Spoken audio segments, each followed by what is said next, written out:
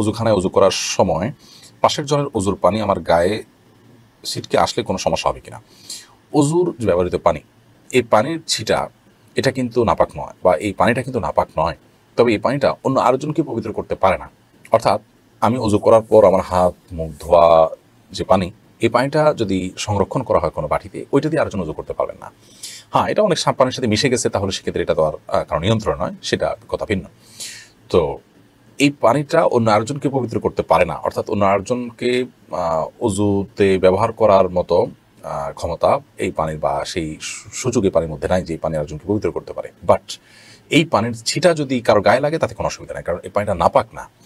হ্যাঁ, আপনি কোনো নাপাক ধুয়েছেন কোনো পানি দিয়ে এবং পানিতে নাপাকের আলামত আছে, তখন সেটা নাপাক। কিন্তু অজুতে তো আমরা দৃশ্যমান নাপাক ধুই না, অদৃশ্যমান নাপাক থাকে। অদৃশ্যমান নাপাক দূর করার জন্য অজু করি।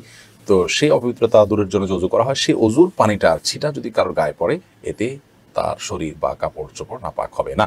তবে আমরা যখন পাবলিক প্লেসে বা কোনো জায়গায় আমরা যখন অজু করি, তখন আমাদের লক্ষ্য রাখা উচিত যে আমাদের আশেপাশে যে মানুষগুলো আছে, আমাদের অজুর ছিটা যেন তাদের গায়ে গিয়ে না পড়ে। এটা তাদের জন্য বিব্রতকর, বিরক্তিকর, সেটি সম্পূর্ণ ভিন্ন বিষয়।